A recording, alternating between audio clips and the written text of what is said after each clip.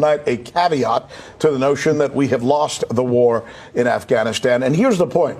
Yes, as a nation and as members of our military, there's no question that Afghanistan is going to go down as a loss. There's no question. But there are those for whom this is not a loss. In fact, it's a win. It's a big win, especially when it comes to this. I think you know what we're talking about. Joining us now to explain is NRS correspondent Farron Franzak. She has some totals for us, and they're very impressive or very ugly. Depends on how you're looking at it. I was going to say, depends upon which way you're looking at it, Rick. But every American should know right now that not only did we pay for our soldiers to go over there, we also paid for the Afghan soldiers to fight there, and we paid them more than our own soldiers. Think about this for a minute. We paid people to fight in their own country and paid them more than what we pay our troops. Exactly. Yeah. Everybody just stop for a minute and take that in. Everybody at home, just stop for a minute and take that in and tell me if it makes any damn sense. Okay, we've stopped. Go ahead. Lots to unpack here, but let's go look at the total numbers here. Director Kevin, let's throw it up there. So as far as the total cost of the war, you have $2.26 trillion. That would equal $300 million per day that we spent on this war for 20 years. Wow. Every day, $300 million. Or we could give $50,000 to each of Afghanistan's 40 million people. Now let's break down exactly what was in that spending. You'll see it all here, but the numbers that I want you to look at, Rick, $85 billion to train the Afghan army, $5 billion a year in aid for Afghanistan, and then you had the $750 million for the Afghan soldier payroll. So they're finding that it was cheaper to pay the Afghan army than actually send our soldiers there. It costs about $1 million to send a soldier there, not what they're paid, what it costs. And of course, they fought so brilliantly, these Afghan soldiers, especially this last week. Right, exactly. And so we look at now who got the most bang for their buck. Again, the defense contractors. So let's take a look here. This is if you bought $10,000 of stock in 2001. This is where it would be today. Lockheed Martin over $133,000. Northrop Grumman $130. Boeing $107. General Dynamics $72,000. Raytheon over $43,000. The thing that's also interesting, Rick, I want you to look at this next graphic. These are the of the top 5 defense contractors. These are their board members. Now, you don't have to read the little nitty-gritty here, but what's important to note is they're all former Secretary of Defense, former Vice Chair of the Joint Chiefs of Staff, former Navy Chief.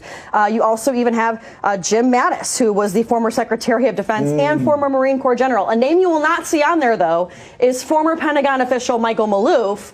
But I'm sure you might have some friends or so on here, Michael. What say you? This is called interlocking, by the way. Yeah. They work in the military. They also work on NBC, giving them advice. They also stand and sit on boards, and then they go in and work in the government, a la Dick Cheney and Donald Rumsfeld. Let me stop. This is fascinating, what she has just reported to us. Yeah. I mean, this is what the war maybe was all about?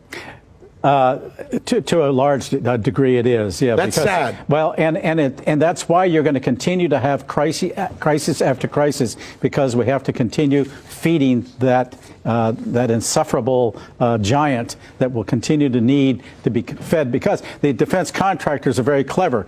And they have played with our congressional people to put something that goes into every component of every weapons system in every state. Yeah. And so they're all they all have to adhere to that. They're all bought. They're bought. Yeah, of course. Let's face it. I mean, and it creates jobs on the one hand, but you got to continue to feed that frenzy and that machine. And that machine gets in the way of the mission. A mission for a soldier should be, it drives the mission, right? It drives the mission. But it shouldn't. But it is. That's sad. Our neoconservative friends are pushing this agenda. That's why they want to move NATO right up to the Russian Federation to create havoc. Why they're intruding into the Black Sea. Why we are now going into South and East China Sea. That's why we don't win any wars, too, right? I mean, we didn't win in Syria. We didn't win in Iraq. We're not winning. We didn't win in Afghanistan. No. We didn't win in Libya. We have to determine what is really in our national security interest and be realistic about it. We're looking at everything. Why we are still the only world police in the world. We're the only ones.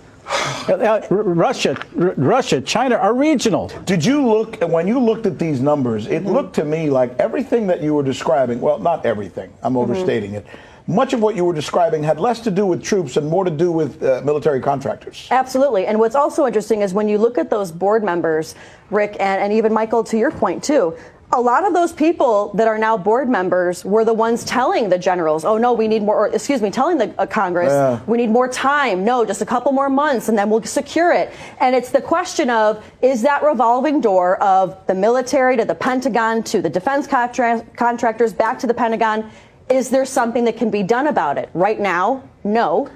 Well, they've tried, but they're granting waivers. For example, Austin, there's supposed to be a 7-year waiver before any Secretary of State can become a secretary, and there's also a limit in going into a defense contractor. They waive that all the time. So they have a rule, but they don't follow it. There you go. And for the most part, they're making decisions based on what's good for the company that's put them on the board or made them an official of. Well, yeah, because the companies put pressure, given their strength. They are too big to fail.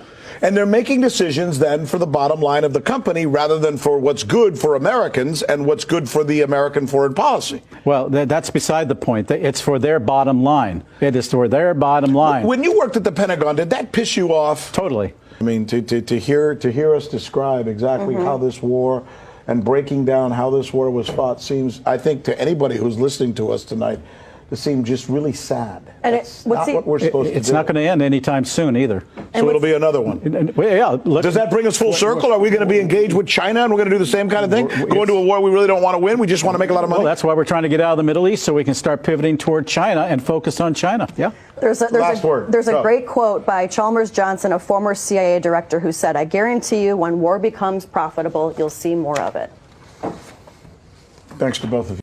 快手，拥抱每一种生活。